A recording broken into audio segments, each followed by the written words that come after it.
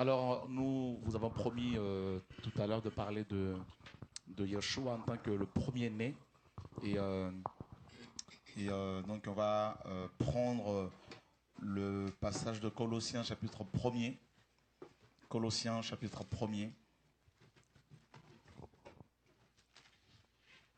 Alors, si Anne, si c'est possible, si tu peux nous faire la lecture du verset Colossiens chapitre 1er, nous lirons à partir du verset 12 jusqu'au verset 19.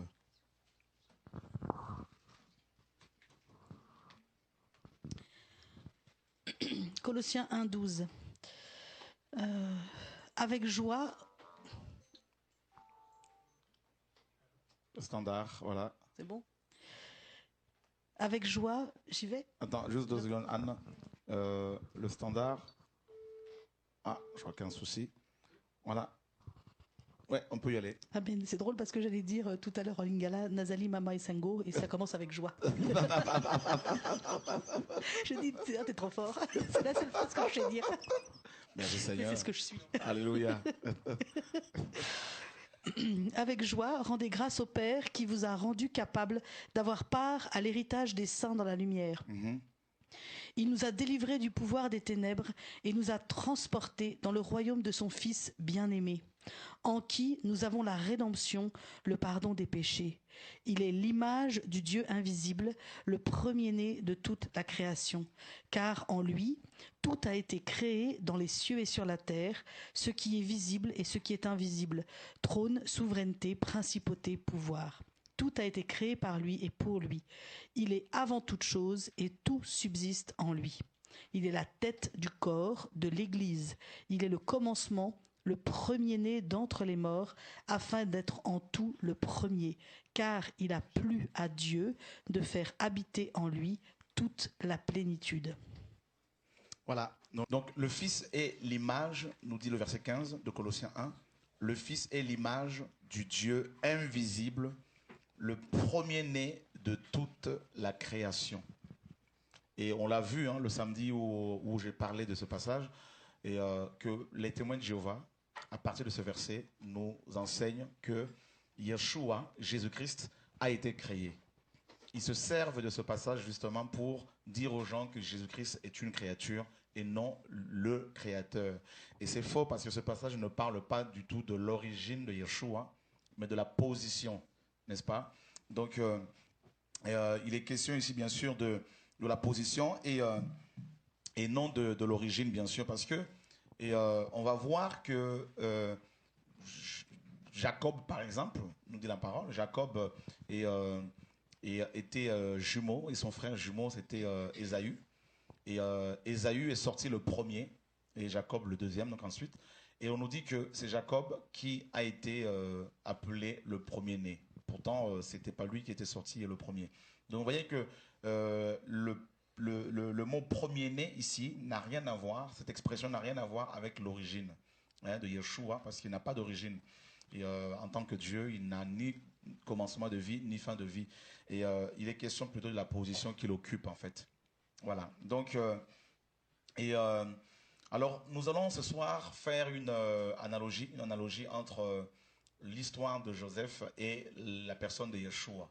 Et vous allez voir que ces deux histoires, en fait, l'histoire de Joseph, en fait, est une histoire très riche en typologie, en images, concernant la personne de Christ. Et donc, nous sommes justement dans le livre de Genèse, chapitre 37.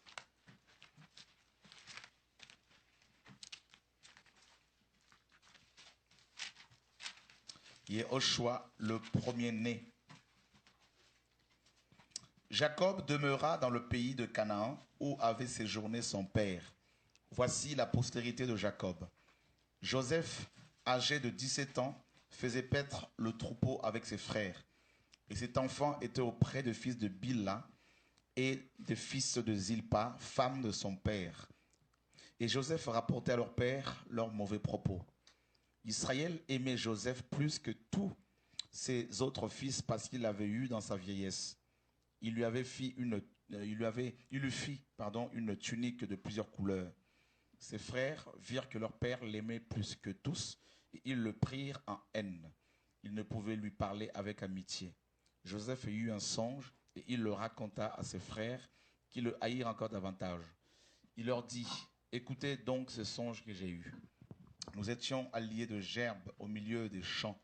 Et voici, ma gerbe se leva et se tint debout, et vos gerbes l'entourèrent et se prosternèrent devant elle. Ses frères lui dirent, est-ce que tu régneras sur nous? Est-ce que tu nous gouverneras? Et ils le haïrent encore davantage à cause de ses songes et à cause de ses paroles. Il eut encore un autre songe et il le raconta à ses frères. Il dit, j'ai eu encore un songe. Et voici le soleil, la lune et 11 étoiles se prosternaient devant moi. Il le raconta à son père et à ses frères. Son père le réprimanda et lui dit, que signifie ce songe que tu as eu? Faut-il que nous venions, moi, ta mère et tes frères, nous prosterner à terre devant toi? Ses frères eurent de l'envie contre lui, mais son père garda le souvenir de ces choses. Les frères de Joseph étant allés à Sichem pour faire paître le troupeau de leur père, Israël dit à Joseph, tes frères ne font-ils pas paître le troupeau à Sichem? Viens, je veux t'envoyer vers eux. Et il répondit, me voici. Israël lui dit, va, je te prie, et vois si tes frères sont en bonne santé et si le troupeau est en bon état. Et tu me rapporteras de nouvelles. Il envoya ainsi à la vallée d'Hébron, et Joseph alla à Sichem. Un homme le rencontra, et comme il errait dans le champ, il le questionna en disant, que cherchais-tu? Joseph répondit, je cherche mes frères. Dis-moi, je te prie, où ils sont partis paître le troupeau. Et l'homme dit, ils sont partis d'ici, car je les ai entendus dire, allons à Dothan. Joseph alla avec ses frères, et il le trouva à Dothan. Ils le virent de loin, et avant qu'il soit près d'eux, ils complotèrent de le faire mourir. Ils se dirent l'un à l'autre, voici le faiseur de songes qui arrive. Venez maintenant, tuons-le et jetons-le dans une des citernes. Nous dirons qu'une bête féroce l'a dévoré et nous verrons ce que deviendront ses songes. Ruben entendit cela et il le délivra de leurs mains. Il dit, ne lui ôtons pas la vie. Ruben leur dit, ne répandez point de sang. Jetez-le dans cette citerne qui est au désert et ne mettez pas la main sur lui. Il avait dessein de le livrer de leurs mains pour le faire retourner vers son père. Lorsque Joseph fut arrivé auprès de ses frères, ils le dépouillèrent de sa tunique, de la tunique de plusieurs couleurs qu'il avait sur lui.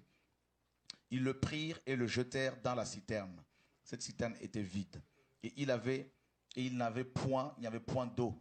Ils s'assirent ensuite pour manger. Ayant levé les yeux, ils virent une caravane d'Ismaélites venant de Galaad. Leurs chameaux étaient chargés d'aromates, de baumes et de myrrhe qu'ils transportaient en Égypte. Alors Judas dit à ses frères, que gagnerons-nous à tuer notre frère et à cacher son sang? Venez, vendons-le aux Ismaélites et ne mettons pas la main sur lui, car il est notre frère, notre chair. Et ses frères l'écoutèrent. Au passage des marchands madianites, ils tirèrent et firent remonter Joseph hors de la citerne. Et ils le vendirent pour 20 cycles d'argent aux Ismaélites qui l'amenèrent en Égypte. Voilà, donc je crois que c'est les enfants de nos amis. Donc on va pouvoir récupérer ce téléphone pour ne pas être dérangé. Voilà, merci l'équipe. Alors, vous voyez, l'histoire de Joseph, mes amis, comme je vous le disais, est vraiment, n'est-ce pas, similaire à l'histoire de Yeshua. Joseph était le 11e enfant de son père. Était le 11e enfant de son père. Et la parole nous dit que Jacob l'a eu, n'est-ce pas, vieux, donc assez tard.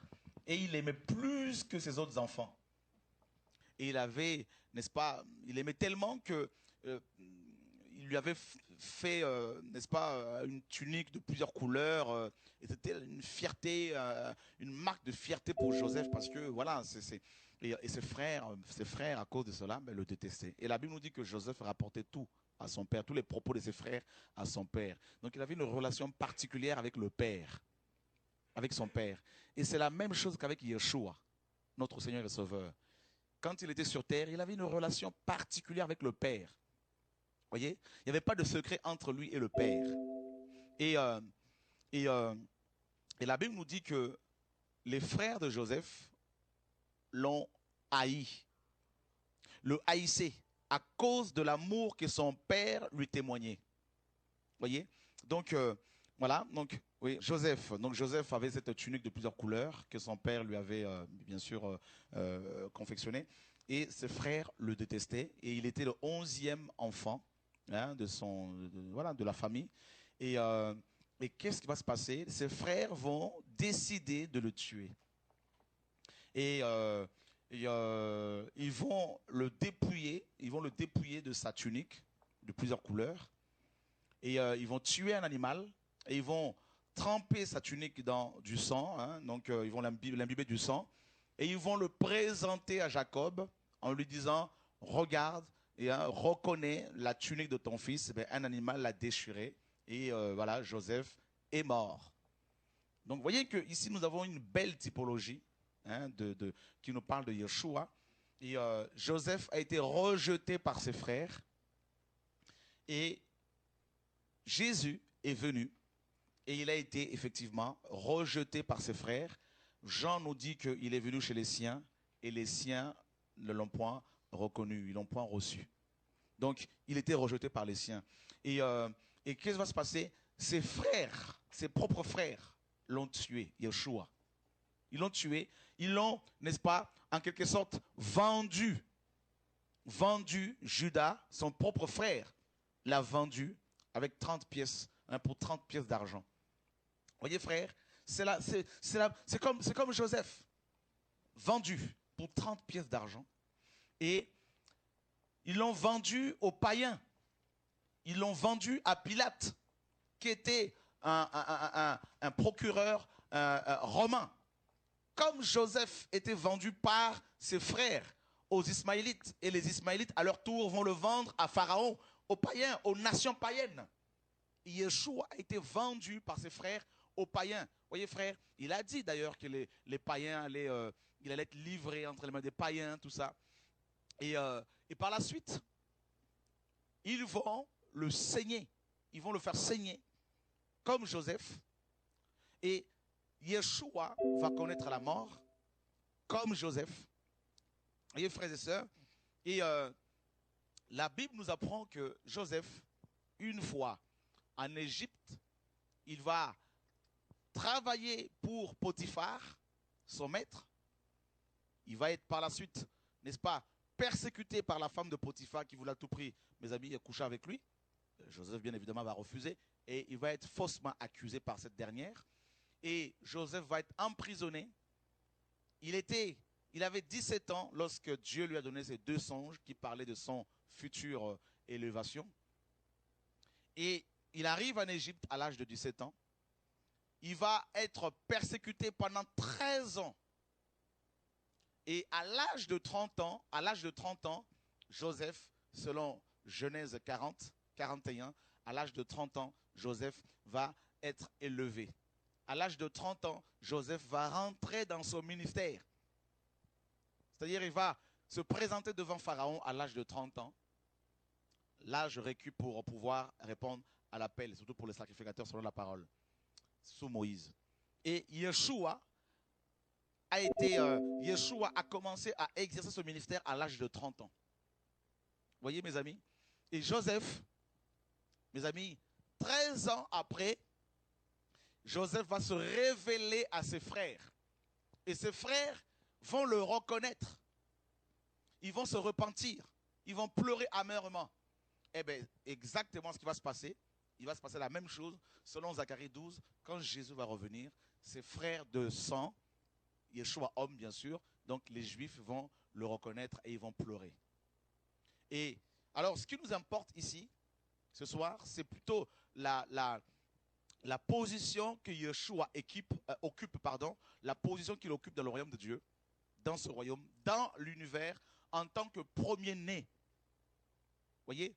Et Joseph, qui n'était pas le premier de sa famille, Joseph était le 11e, j'insiste, et Benjamin le 12e. Mais parce qu'il a souffert, parce qu'il a été rejeté par ses frères, parce qu'il avait une relation particulière avec son père, parce que son père l'aimait beaucoup, Joseph a reçu, n'est-ce pas, la prééminence, la première place, le droit d'aînesse. Allons voir 1 Chronique, chapitre 5.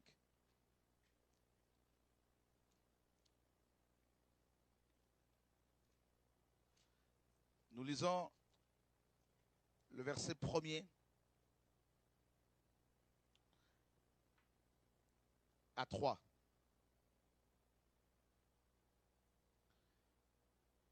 Fils de Ruben, premier-né d'Israël, car il était le premier-né. Mais parce qu'il souilla la couche de son père, son droit d'aînesse fut donné au fils de Joseph, fils d'Israël. Toutefois, Joseph ne dut pas être enregistré dans les généalogies comme premier-né. Judas fut, à la vérité, puissant parmi ses frères, et de lui est issu un prince, c'est-à-dire Yeshua. Mais le droit d'aînesse est à Joseph. Mes amis, vous vous rendez compte? Le 11e enfant, Nana, ma soeur, Joseph, le 11e enfant de son père, va hériter, n'est-ce pas, de la première place. Il va hériter de ce droit, du droit d'aînesse, parce qu'il avait souffert, parce qu'il était aimé par son père.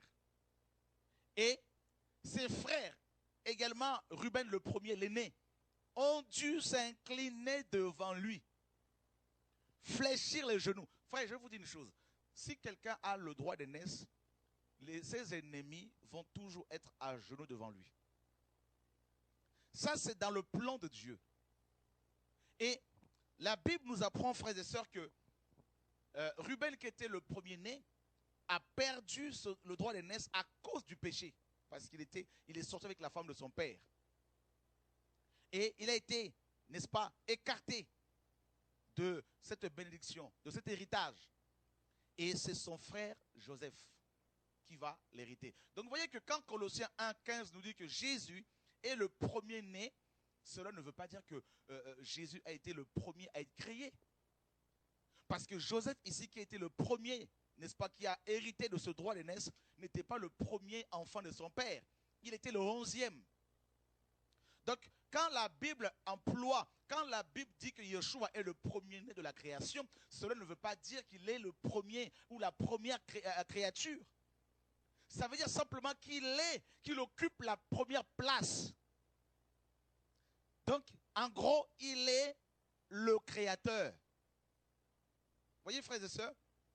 Et ça, c'est magnifique.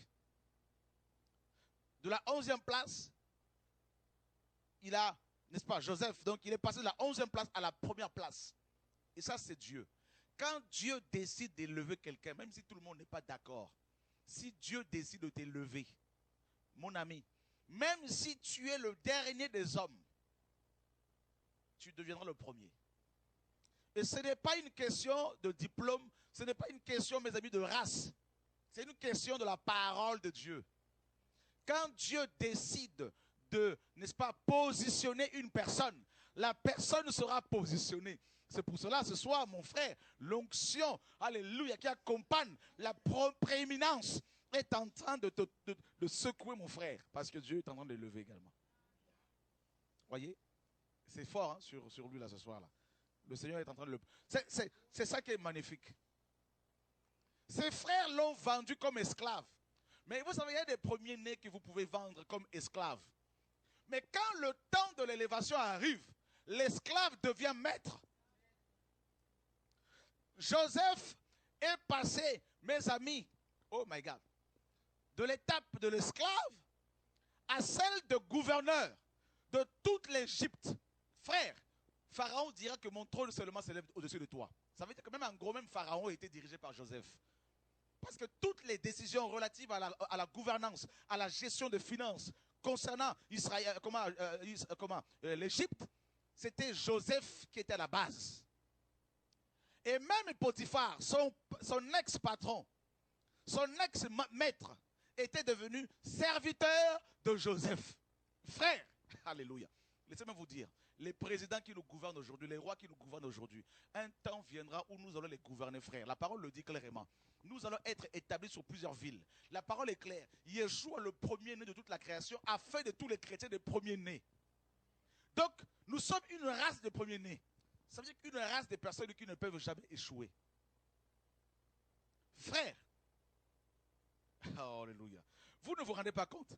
Je vais parler ce soir aux chrétiens qui sont fatigués à cause des combats, au niveau de leur je sais pas, boîte, leur entreprise, tout ça, qui sont persécutés. Je vais vous dire une chose. Dieu peut enlever, Dieu peut virer ton patron, le fondateur de ton entreprise. Dieu peut lui dire maintenant, je te vire, je te fais partie de la France alors qu'il est français. Je te fais exiler aux États-Unis. Et Dieu te prend, il te met à sa place. Il est Dieu, frère. Vous croyez quoi? Dieu va prendre une ânesse. Dieu lui donne plus de valeur que le prophète Balaam. Juste pendant quelques minutes.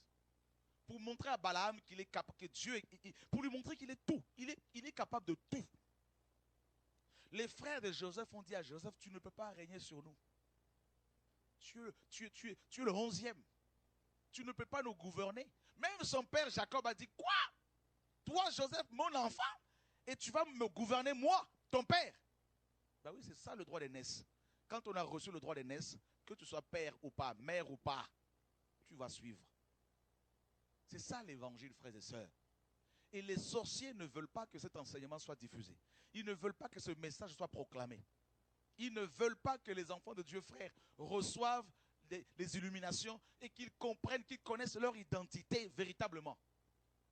Vous savez, Yeshua, en tant que premier-né, ne nous a pas laissés en galère. Il a fait de nous également des premiers-nés. Et tout premier-né reçoit la double portion de l'héritage de son père. Vous voyez, frères et sœurs, la grâce du Seigneur. Vous avez vu, frère, Dieu disait aux Hébreux que si un homme a 2 femmes, et s'il n'aime pas la première femme, qui est la femme légitime, et s'il aime la deuxième femme plus que la première, eh bien, le jour où il décidera de léguer ses biens, son héritage, ben, il donnera la double portion à son premier-né. C'est même si tu n'aimes pas sa femme, même si tu n'aimes pas ta femme, même si tu n'aimes pas la femme de ton premier enfant, la mère de ton premier enfant, mais comme cet enfant est le premier de tes enfants, le droit d'aînesse lui appartient. Et ça, c'est la loi divine. Donc ça veut dire quoi? Yeshua le premier-né. Yeshua le premier-né a, mes amis, autorité. Il a autorité sur ta maladie. Il a l'autorité sur ta situation. Il a l'autorité sur ton ministère. Il a l'autorité sur tes ennemis. Donc si tu te sens persécuté, si tu es persécuté par les hommes qui se lèvent contre toi, ferme simplement ta bouche. Laisse Dieu te justifier. Parce que le droit d'aînesse t'appartient. Même s'il refuse que tu sois élevé, il ne faut pas te justifier. Il faut rester dans le silence. Les premiers-nés ne parlent pas. Ils sont silencieux. Ils laissent Dieu parler à leur place. Frère, moi je sais que je marche avec le droit d'aînesse. Quoi que tu dises, je sais que je veux régner sur toi. Je sais que je veux marcher sur toi. Je parle aux sorciers. Je sais que, vous savez, la Bible dit que la terre est le marchepied de notre Dieu. Ça veut dire quoi? Ça veut dire que nous sommes de premiers-nés, nous sommes ressuscités et assis dans les cieux, Denis. Donc, ça veut dire que si tu es au ciel là-bas, tes ennemis sont sur terre. Donc, tu marches sur eux. Ils ne se rendent même pas compte que tu marches sur eux. Et si tu n'es pas enseigné, tu vas te laisser faire. Alléluia. Tu comprends ça, Herman? Tous nos ennemis sont nos marchepieds. Frère, même Bill Gates, tout ça, il est sous mes pieds. Il ne faut pas vous laisser impressionner par les riches. Le premier-né, la prééminence. Frère, la double portion. Regardez, Exode, chapitre 4, verset 22. Tu diras à Pharaon, ainsi parle l'Éternel. Israël est mon fils, mon premier-né. Je te dis, laisse aller mon fils pour qu'il me serve. si tu refuses de le laisser aller, voici, je ferai périr ton fils, ton premier-né. Frère, ça c'est terrible. On a vu Joseph, le premier-né, n'est-ce pas? Il est devenu le premier-né, hein, donc, dans le royaume de Dieu. Il est devenu le premier-né dans sa famille. Donc Dieu l'a élevé au-dessus de ses frères et lui a donné l'autorité pour gouverner tout le monde. Il est un type de Christ. Et nous avons vu également ici, nous allons voir ici également que Jacob, qui n'était pas le premier-né de son père, il était le deuxième enfant. Et le premier-né, c'est Ésaü. Mais Ésaü, nous dit la parole, a vendu son droit d'aînesse à cause de lentilles. Mais pour de lentilles. Frère, il perd la prééminence, il perd la bénédiction, il perd l'autorité, il perd la puissance de la résurrection. Et c'est Jacob qui va hériter de la bénédiction d'Isaac. Vous voyez, frères et sœurs? Et maintenant, Jacob se retrouve comme Joseph dans un pays étranger. Vous vous rendez compte, frère? Jacob se retrouve, Jacob Israël, hein, donc sa descendance d'Israël, se retrouve en Égypte dans un pays étranger. Et maintenant, au bout de 400 ans après, 400 ans de souffrance après, Dieu envoie Moïse. Et Moïse va voir Pharaon. Il dit à Pharaon ceci: Dieu me dit de te dire, monsieur le Pharaon, de laisser sortir de l'Égypte, de ta prison, son premier-né, pour qu'il aille le servir. Et Pharaon dit: qui est l'Éternel pour que moi, Pharaon, je laisse ce peuple en liberté? Et nous connaissons la suite. Comment Dieu, mes amis, a frappé l'Égypte? Tout simplement parce qu'il voulait libérer son premier-né. Vous savez qu'en Israël, tous les premiers-nés appartenaient d'office au Seigneur. Lorsqu'un couple avait un premier enfant, cet enfant-là appartenait d'office à Dieu. Qu'il soit de la tribu de Lévi, de la tribu de Juda ou pas, cet enfant appartenait à Dieu. Et 41 jours après sa naissance, selon Lévitique 12, si c'était un mâle, cet enfant était amené au temple et on le consacrait à Dieu avec des offrandes qui accompagnaient cette consécration. 2 tourterelles, par exemple, pour les pauvres. Et une brebis, une chèvre pour les riches. Un agneau. Vous voyez? Et cet enfant qui est amené au temple 41 jours après sa naissance pour les mâles et 82 jours pour les filles, cet enfant appartenait d'office au Seigneur. Et ça veut dire que tout premier-né portait la marque du Père, le sceau du Créateur. Et toute personne qui le touchait Dieu directement. Frère, c'est pour cela, mes amis, que quand Pharaon a touché Israël, ses enfants, sa descendance, que Dieu appelait mon premier-né, quand Pharaon a touché cette tribu, hein, ces 12 tribus, mes amis, cela a provoqué la colère du Seigneur. Ces jugements sur l'Égypte. Donc, Yehoshua, mes amis, Yehoshua, le premier-né de toute la création, Dieu, le Créateur, s'est incarné. Il est venu sur terre comme, n'est-ce pas, comme étant le premier-né, n'est-ce pas, le premier-né. Quand il est venu en tant que juif, il n'était pas le premier juif sur terre. Il n'était pas le premier juif. Mais il est devenu le premier, le juif le plus connu au monde. Donnez-moi le nom d'un juif physique, humain, qui est plus connu que Jésus. Il n'y en a pas. Hein? C'est-à-dire, Jésus est connu dans le monde entier. Même les athées savent que Jésus existe. Vous voyez, frère, pourtant, il y avait d'autres juifs bien avant lui. Pierre était plus âgé physiquement que lui. Vous voyez, frère, il est Yehoshua. Et il est venu sur terre et il était également le premier-né de Marie et de Joseph. Joseph l'a adopté. Voilà pourquoi, 41 jours après sa naissance, Marie et Joseph l'ont amené au temple. Et Siméon l'a pris dans ses bras et il a offert n'est-ce pas, les offrandes exigées par Moïse, et il a consacré cet enfant, Yeshua, au Seigneur, au Père. Donc ça veut dire quoi? Yeshua, notre Seigneur, a été consacré au Père comme le premier-né. Donc ça veut dire que Yeshua, maintenant, nous dit la parole, nous appartient. Le Père nous l'a donné. Le Père t'a donné le premier-né de toute la création. Et parce que tu l'as reçu dans ton cœur, automatiquement tu deviens le premier-né aussi. Maintenant, Hébreux 12 le dit d'ailleurs. Et qui peut te toucher maintenant? Qui peut te toucher? Frère, ceux qui combattent les véritables chrétiens là, ils s'amusent. Parce que moi j'ai vu des gens, frères, qui se sont levés pour me faire la guerre. Je les ai vus au bout de 6 mois se fatiguer. Ils vont se fatiguer parce qu'on n'a pas la même position. On n'a pas la même identité. Frère, ce n'est pas de l'orgueil. Hein. Je veux que vous le sachiez. Ce n'est pas de l'orgueil.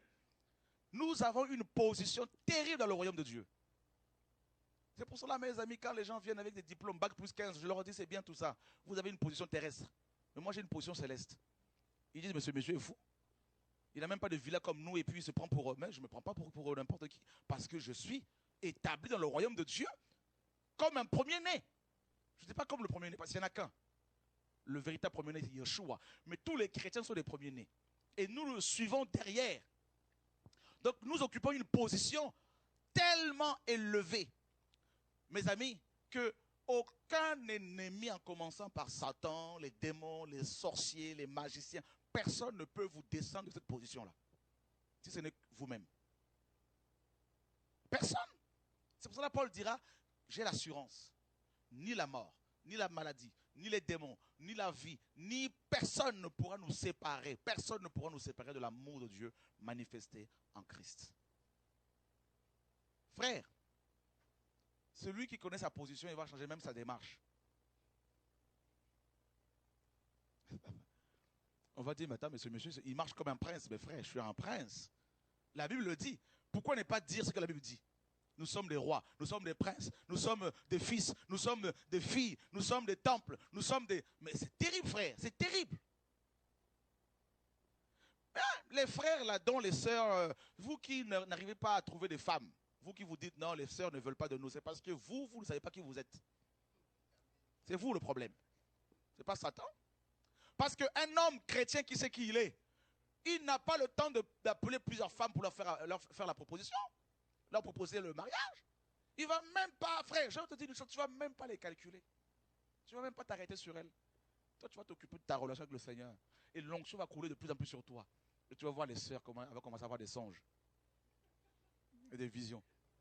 J'ai vu, j'ai entendu. Tu as entendu quoi?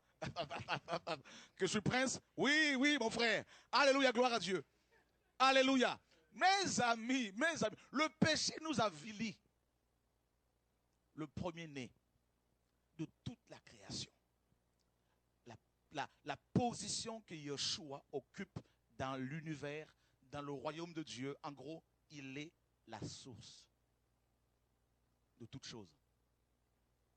Et quand il est venu sur terre et qu'il a commencé à dire à ses frères, même à ses propres frères, nous dit Jean chapitre 7, ne croyez pas en lui. Il a commencé à dire à ses frères qu'il était le Messie. On n'a pas cru à ses paroles. On n'a pas cru en ses paroles et un petit groupe de personnes seulement avait cru. Ils l'ont crucifié. Ils n'ont pas voulu qu'il règne sur eux. Mais étant donné qu'il est le premier-né de la création, personne ne peut l'empêcher de régner. Donc, il a été ressuscité par le Père, il est monté au ciel, et présentement, la Bible nous dit, il règne. Il règne, et au travail de son église, il règne. Et il va revenir sur terre visiblement pour régner sur les nations. Donc, que vous le voulez ou pas, Jésus règne. C'est ça qui est magnifique. Que vous ne croyez pas en lui, que vous croyez en lui ou pas, il règne. D'ailleurs, ce n'est pas parce que vous ne croyez pas en lui que sa position va changer. Vous pouvez ne pas croire en Shora. En je ne sais pas qui, un frère, pasteur, Denis, je ne sais pas qui. Ce n'est pas pour autant que notre position va changer. Je vais continuer à prier mon Dieu. je vais continuer à dormir normalement, je vais continuer à prier normalement. C'est tes critiques ne changent en rien de ma position. C'est ça que vous devez comprendre. Mais si vous commencez à vous lamenter parce que les gens vous combattent, vous attaquent, vous allez descendre de votre position. Le droit d'aînesse, Yehoshua, le premier-né de toute la création. Frères, sœurs, Dieu donne des positions à ses enfants, mais toutes ces positions dépendent de la position que Yeshua occupe dans le royaume.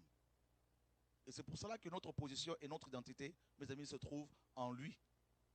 Sans Yeshua, nous n'avons aucune identité, ça vous le savez. Sans Yeshua, nous n'avons aucune position. Aucune position. Regardez Joseph. Une fois que Pharaon l'a élevé, une fois que Pharaon lui a donné sa bague, Joseph a commencé à exercer son droit d'aînesse. Son frère Jacob, qui ne voulait pas que son fils règne sur lui, son frère avait faim. Et il était obligé d'envoyer ses enfants en Égypte pour chercher du pain. Je vais vous dire une chose. Aujourd'hui, il y a des gens peut-être qui ne vous croient pas, qui ne vous écoutent pas. Mais ce n'est pas grave. Continuez à craindre Dieu. Un temps viendra quand la famine va bien les frapper. Frère, ils vont vous chercher. Ils vous chercheront. La Bible dit qu'en ce temps-là, en ce moment-là, 10 hommes de toutes les langues saisiront un juif par le pan de sa robe et lui diront, nous irons avec toi car nous avons appris que Dieu est avec toi. Frère, moi j'ai vu des gens qui m'ont traité de sorcier hier. Je le vois aujourd'hui revenir pour dire non mais décidément tu n'es pas sorcier. Parce que les sorciers ne peuvent pas faire de telles choses. Ce n'est pas moi qui le fais, c'est Jésus qui est en moi qui le fait. Tu touches quelqu'un comme ça, comme samedi dernier, je touche cet enfant-là, et Dieu me dit il a besoin d'un vélo. Frère, comment vous pouvez savoir ces choses-là si ce n'est pas le Seigneur? On doit avoir la crainte de Dieu. Yehoshua. Depuis que je le sers, frère, je vois comment il peut élever un homme. Il prend les gens du fumier, de la poubelle, des ordures, il les nettoie, il les élève, et il demande aux princes, aux rois, aux généraux, aux colonels d'aller le voir pour recevoir une imposition des mains. C'est ça le droit d'aînesse. Frère, nous sommes là. Nous avons des frères et sœurs qui quittent les nations, qui viennent de partout pour venir et recevoir la parole. Frère, qui sommes-nous, honnêtement? Très honnêtement. Donc, ce n'est pas nous. C'est ça le droit d'aînesse. C'est la position. Alors, Yeshua, qui est le premier-né de toute la création, frère, a reçu du Père tout pouvoir. Il a dit dans Matthieu 28, après sa résurrection, il va se révéler, se manifester aux apôtres et il leur dit, tout pouvoir m'a été donné. Voilà le droit d'aînesse de Yeshua. Oh mon Dieu. Tout pouvoir m'a été donné. Attends. S'il dit que tout pouvoir lui a été donné, ça veut dire que... Donc, s'il y a un autre Dieu quelque part, ça veut dire que ce Dieu n'a plus de pouvoir. Vous comprenez? Donc, quand il dit que tout pouvoir m'a été donné, il veut dire simplement que je suis tout puissant. Le tout puissant. Tout pouvoir m'a été donné. Herman, attends. Tiens son stylo. Tiens ce stylo. Prends le micro là, s'il te plaît. Dis maintenant, ce stylo est donné à Shora. Donne-moi le stylo. Ce stylo est donné à Shora. Ok. Donc ça veut dire que toi, tu n'as plus le stylo? Non. C'est logique. Vous comprenez? Donc, maintenant, si tout le stylo là m'est donné, donc toi, tu n'as plus rien. Non. Donc je deviens plus puissant que toi. Maintenant, vous comprenez? Quand Jésus dit que tout pouvoir m'a été donné, il ne veut pas dire qu'il y a un autre Dieu quelque part qui lui a tout donné. Sinon, ce Dieu-là n'aura plus de pouvoir. Il veut dire simplement que je suis le créateur, le premier de toute la création. Donc, j'ai tout le pouvoir. Et c'est pour ça qu'il dira maintenant, Denis, allez-y. Et faites. Vous voyez, c'est des ordres. Hein? Allez et faites. Mes amis, le droit d'aînesse de Yeshua s'exerce par l'Église, au travers de l'Ecclésia. la mission. Il nous a envoyé où? Quand il dit allez, mais où? Il dit dans Matthieu 10, voici je vous envoie comme des brebis au milieu des loups. Mais des brebis particulièrement dangereuses. Parce qu'elles ont reçu, mes amis, le pouvoir, le droit d'aînesse sur Satan. Satan a existé avant nous. Vous comprenez, frère? Il a existé avant nous. Nous sommes venus après Satan. Mais parce que Dieu a tant aimé le monde, qu'il a donné son Fils unique, afin que Chora croit en lui, ne périsse pas par Satan, mais qu'il ait le pouvoir sur Satan. Est-ce que vous comprenez un peu les choses là? Mes amis. Donc quand Satan vient t'attaquer en te disant nanana, je suis une créature qui existe avant toi, tu peux lui dire oui, c'est vrai. Mais à cause de ta chute, maintenant, Yeshua est descendu. Tu m'as fait chuter aussi avec toi. Mais Yeshua est venu me récupérer moi et non toi. Et parce qu'il m'a récupéré, et parce qu'il est le premier-né de toute la création, il a fait de moi aussi un premier-né. Donc du coup, j'ai reçu la double portion. Toi, tu avais une portion du Père, mais moi, j'ai reçu la double portion. Donc maintenant, je peux marcher sur les serpents et sur les scorpions et sur toute la puissance de l'ennemi. Et rien ne peut...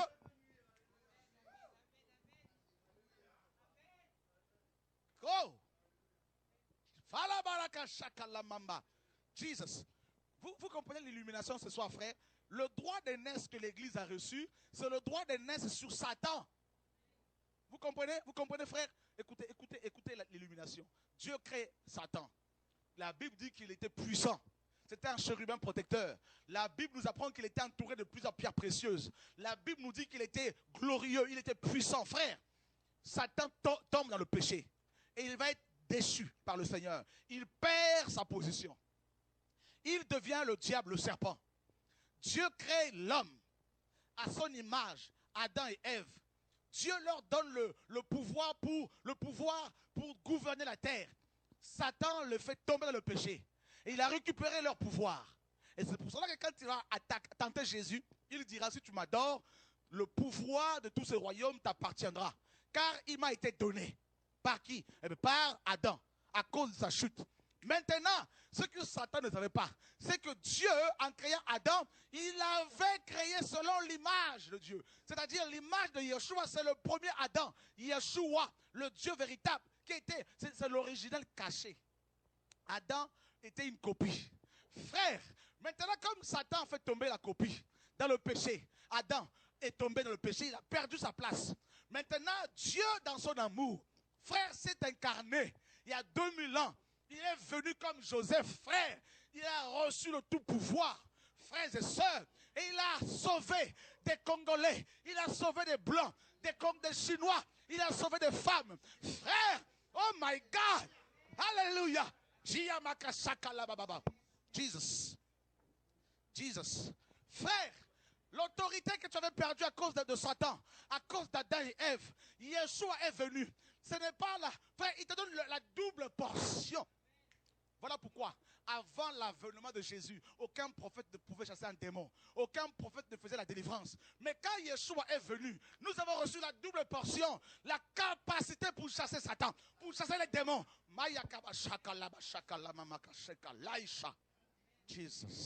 Jesus Christ. Là, je ne tiens plus là. Oh, Jesus. Jesus, ça va. Il y a des choses là qui arrivent ici, là. Le feu de Dieu. Jesus, l'esprit de vérité, l'esprit de lit. Les illuminations ce soir vont vous libérer de la peur de Satan, de la peur des démons, de la peur, la joie de Dieu. Jesus, ça va vous libérer de la maladie, vous libérer de toutes les contraintes liées à la chair, liées à vos employeurs, liées aux hommes, liées, mes amis. Alléluia. Oh, Jesus. Jesus, la double portion de Yeshua fait de toi sa femme. Frère, tu comprends pourquoi tu es devenu son corps? Parce que si tu es devenu le corps de Yeshua, donc tu bénéficies de la double portion, frère. Tout pouvoir m'a été donné. Allez en tant que des brebis, allez vers les loups. Maintenant, démontrez-leur ma gloire. Démontrez-leur mon autorité. Oh my God. Alléluia. Maya mandala kasaka. Voilà pourquoi les mouchoirs qui avaient touché le corps de Paul étaient appliqués sur les malades. Les malades étaient guéris. Les posés, les délivrés, frère. L'ombre de Pierre guérissait les malades, frère. Nous sommes dans la génération de l'ombre. Nous sommes dans la génération de l'ombre et des mouchoirs. Jesus Christ. Voilà pourquoi le sida va courir. Le sida va prendre ses jambes à son cou. Il va courir en quittant les corps. Le cancer va quitter les corps. L'aveuglement, frère, alléluia. Oh, l'arthrose. Oh, mandalaba, shalalaka, saka, mayamaka. Il y a une onction de guérison. Il y a une onction de délivrance. Il y a une onction de miracle. Oh, mandalaya, shaka, lamama.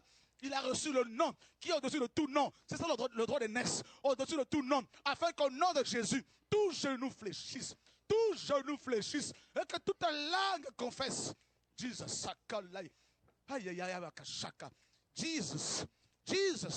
Jesus. Tu n'es pas n'importe qui, ma soeur. Tu n'es pas n'importe qui, mon frère. Tu as reçu la double portion. Tu as reçu l'héritage. Voilà pourquoi Paul dit, rendez grâce au Père qui nous a rendus capables d'avoir part à l'héritage de... Oh my God. Anne, on a reçu l'héritage des saints. Mais c'est quoi cet héritage-là? La double portion. Ton Dieu ordonne que tu sois puissant. Frère, la double portion. Alléluia. Oh, alléluia. Donc, vous voyez que Satan a créé la religion pour nous voiler par rapport à ces choses, frère. La religion fatigue. La religion organisée, il n'y a pas la vie, il n'y a pas le feu, il n'y a pas la guérison, il n'y a pas le miracle, frère. Mais l'Ecclésia doit sortir des bâtiments de la religion, doit sortir du système des hommes pour suivre Yeshua et expérimenter dans le quotidien la gloire, la Shekinah, la gloire de Yeshua. Oh my God, oh my God, oh my God. Quand Paul rencontre Bar Jésus, Paul, frère, lui démontre la puissance de Dieu. Frère, c'est le mont Carmel, alléluia. Oh,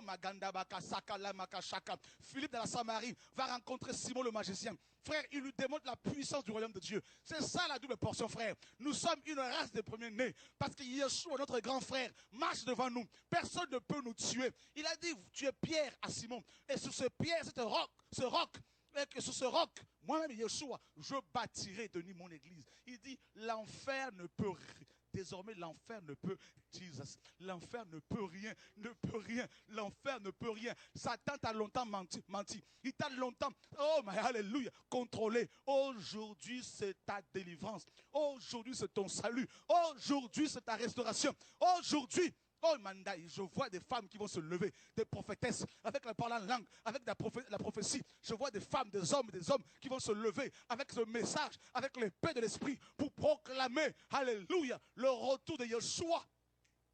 Fantaraba shaka shakalaba. Inanana makasaka laba yakasaka. Alléluia, makasaka laba. Alléluia, lakasaka laba kara. Jesus, alléluia. Le droit d'aînesse. Voilà pourquoi la Bible dit qu'il faut nous revêtir du nouvel homme. Le nouvel homme que Dieu a créé, frère. Alléluia. Qui a reçu la double portion. Le droit d'aînesse. Frères et sœurs, je vais vous dire une chose. Quand Joseph a reçu le droit d'aînesse, vous savez ce qui s'est passé? Ses enfants en ont bénéficié. Frères, ces enfants, laissez-moi vous dire ceci. Les deux enfants de Joseph, Manassé et Ephraïm, étaient des vrais Africains. Frère. Oh! L'Afrique était touchée par le droit d'aînesse, frère. Quelle grâce. Jesus. Oh, mon Dieu est trop fort, frère. Alléluia. Frère, en Israël, il y a du sang africain pour votre information. Frère, quelle grâce. Deux métis. Frère. Ça, c'est la grâce de Dieu. Frère, et vous savez, Ephraïm a donné plus tard Josué. Josué vient d'Ephraïm. C'est lui-là même qui va être utilisé par le Seigneur pour faire entrer les Hébreux dans leur héritage à Canaan. Josué était d'origine de la tribu d'Ephraïm. Vous vous rendez compte? Et Josué, Yehoshua, a donné en français, n'est-ce pas, Josué, et Jesus en grec, en français Jésus. Vous vous rendez compte, frères et sœurs? Le droit d'aînesse de Yeshua allez-y. Allez et faites de toutes les nations. Il n'a pas dit seulement des Congolais, des Français, des Arabes. Il dit des nations. Pourquoi? Parce que le droit d'aînesse de Yeshua lui confère l'autorité sur les nations. Frère, les nations, ethnie en français, ça veut dire qu'il n'y a aucune ethnie qui peut résister à la puissance de l'évangile. Même si l'on dit non, non, les Français la France est difficile. Ça, c'est ce que les hommes disent. Moi, je vais vous dire ce soir, la France est un pays facile. Merci. Parce que là, je ne peux plus l'asseoir là. Oh, quand on dit non, la Chine, frère, ça c'est la religion ne peut pas toucher la France. Non, pas du tout. Mais je veux vous dire, frère, les Français ont soif. Les Français ont faim. Vous avez vu, frère, nous sommes dans une époque de confusion. Ce qui se passe à l'UMP, c'est la confusion. Les gens sont dans la confusion, frère. La bagarre entre eux, frères et sœurs. Mais laissez-moi vous dire, il y a une solution. Il y a une autre alternative. Frère, son nom c'est Yeshua, la double portion. Et cette onction que Dieu déverse de plus en plus, il se réveille. Ça va toucher les Français. Frère, même là-bas à Carpentras, là-bas, ça va toucher. Même à Carcassonne, ça va toucher, frère. Même à Montpellier, ça va toucher. À Grenoble, ça va toucher, frère. Je proclame. À Lyon, frère, le lion là-bas va tomber au nom de Yeshua. Car le lion de la tribu de Juda se lève au nom de Yeshua. Oh my God.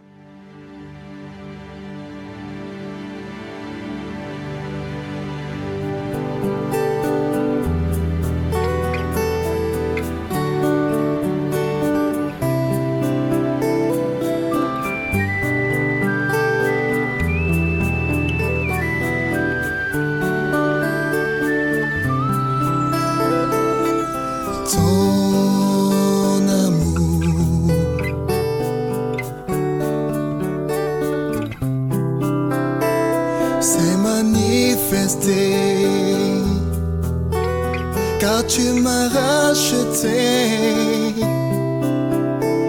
de la vaine manière de vie que j'ai hérité de mes pères, de la vie insensée que j'ai menée si loin de toi. Tu m'as aimé le premier et tu m'aimeras le dernier. Tu m'as aimé le premier et tu m'aimeras le dernier. Tu m'as aimé, oh Jésus. Tu m'as aimé le premier. Tu m'as aimé. Tu m'as aimé le premier, tu m'as aimé le premier et tu m'aimeras le dernier. Tu m'as aimé le premier et tu m'aimeras le dernier.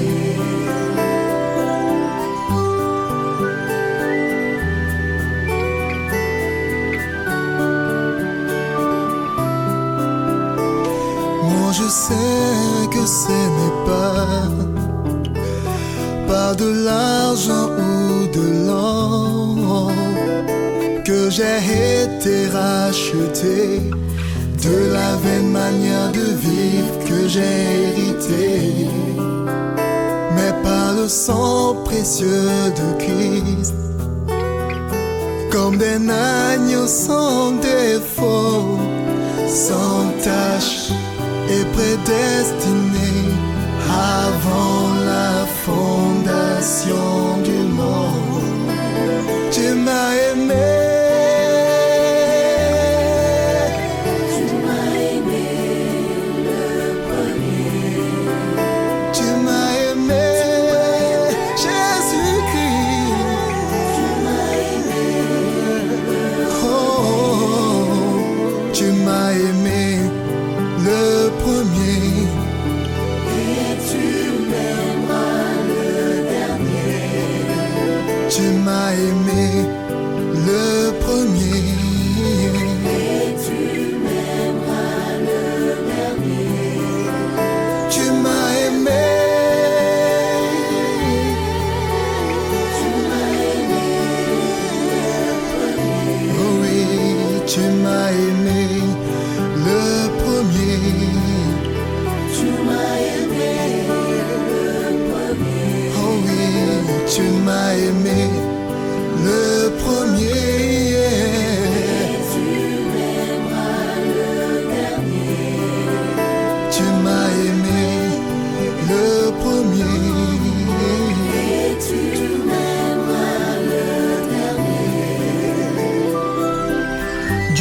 son amour envers nous. On sait que lorsque nous étions encore pécheurs, Christ est mort pour nous. En effet, Dieu a tant aimé les hommes qu'il a donné son Fils Jésus à la croix, afin que quiconque croit en Christ ne périsse pas, mais qu'il ait la vie éternelle. Tu m'as aimé.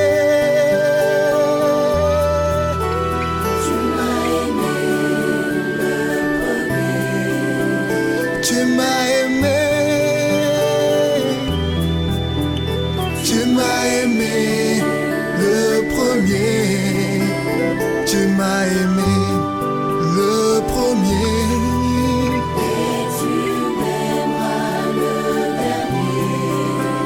Tu m'as aimé le premier. Et tu m'aimeras le dernier. Tu m'as aimé le premier. Et tu m'aimeras le dernier. Tu m'as aimé le premier. Et tu m'aimeras le dernier. Tu m'as aimé le premier.